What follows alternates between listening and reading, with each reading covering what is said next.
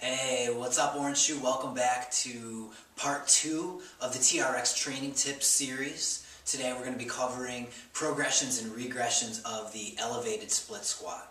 So this is one of my favorite exercises with the TRX and it's just super beneficial for developing hip stability, single leg strength, getting clients to get into their glutes and hamstrings a little bit more core stabilization. The benefits go on and on, but if it's one thing that I've noticed in teaching this exercise so much is that confidence and trust play a huge role in how successful the client will be.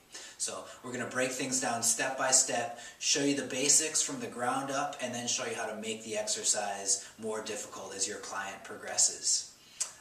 Before we get started, we want to make sure that the TRX is in single handle mode to start off with. So you can always refer to the TRX instructional DVD or manual to get a little bit more information if this isn't making sense. But real quick, take one strap, take the handle and place it through the triangle, pull up, take that first handle, thread it back through the other handle, and just make sure to pull it tight, test it out before you give it to your clients. And now it's time to get to work, to get to the split squat.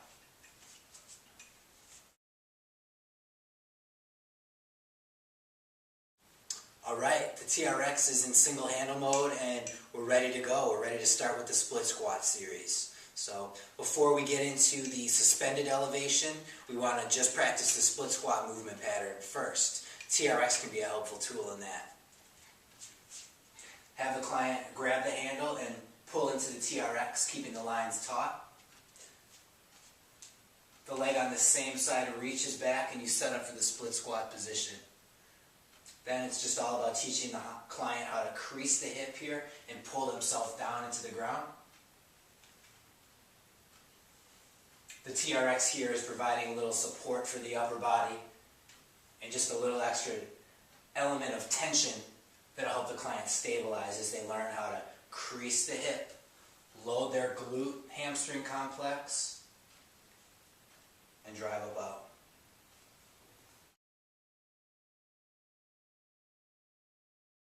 Alright, next progression when we're ready for some suspension training. Easiest way to get the client into the suspended elevated position is to have them grip the TRX here. It's at about mid-calf height. The bottom of the straps are about mid-calf. Client's going to step in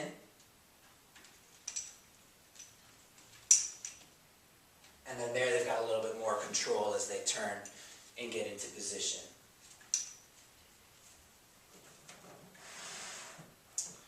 I'm using some blocks here to add some additional support as we work into the split squat pattern. We've got a little bit more instability to deal with, and the client's already going to be a little freaked out, but they've got their safety net here in some blocks. If I've got nothing immediately handy, I can also just use some support as the trainer. I give them my fingertips and let them slowly pull themselves down into the pattern.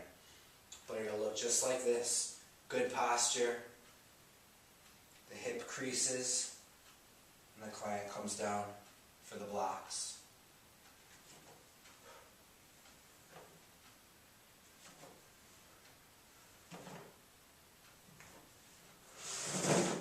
Once that's mastered, you can take the blocks away, have them come all the way down to the floor.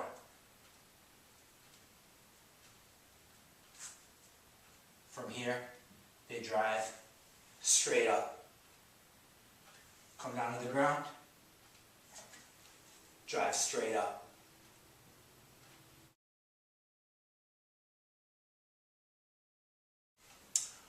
Alright, your client's ready to put those pieces together, put it all into action with the suspended split squat. See, the knee touches the ground. I've got a nice crease in my hip here, driving straight up. Coming down to the ground with control, almost pulling yourself into the ground, driving up. A little note on how to get out. Tell your client not to freak out. They're going to be a little tired. They're going to want to get out of the TRX as fast as possible. They've got to stay nice and calm and just lift the foot so the TRX slides off. We'll get a few reps on the other side.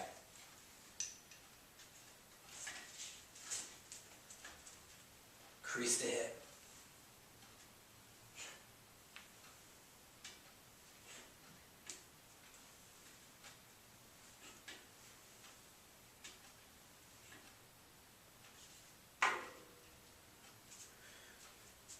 And there's your standard TRX elevated split squat.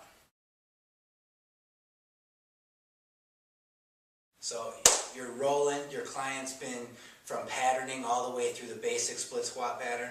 Where do you go next? It's time to progress a little bit. Let's show you how to make that exercise just a touch harder.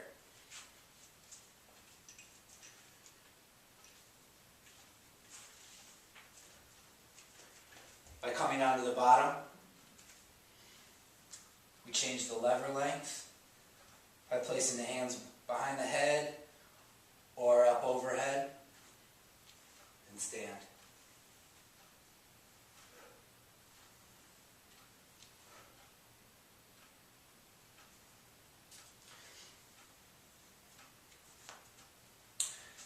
You can have the client put a little bit more demand on the extended leg by taking the knee off the ground.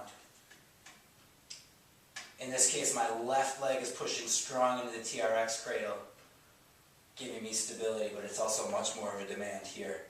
I can bring the arms up and hold this position, very similar to yoga. It's a burner.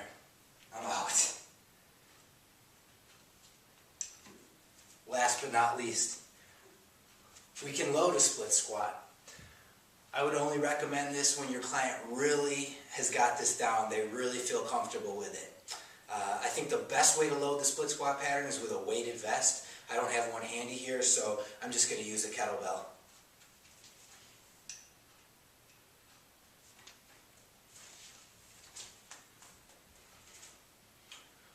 I would typically hand this to the client at the top position.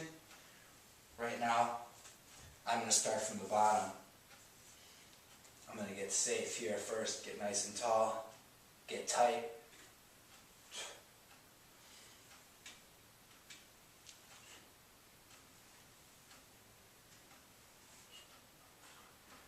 And if I was really mean, a little hold with the weight. Could even do it overhead.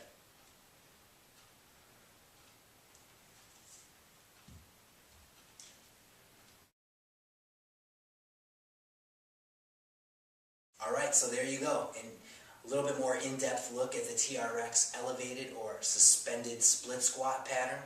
We went all the way from patterning the movement to an advanced loaded progression. So your client's going to fit somewhere along that spectrum, and we really want to focus on building up their confidence, building up their trust in their body and in you. So pick the right progression and slowly introduce new challenges from there. You'll find that your clients can really benefit from this exercise, but not if they're scared of it. So pick the right one and then just give them a little bit more week after week. That'll not only help your clients get to their goals faster, but it just reinforces your relationship and your value as the trainer. So check that out, the TRX Suspended Split Squat.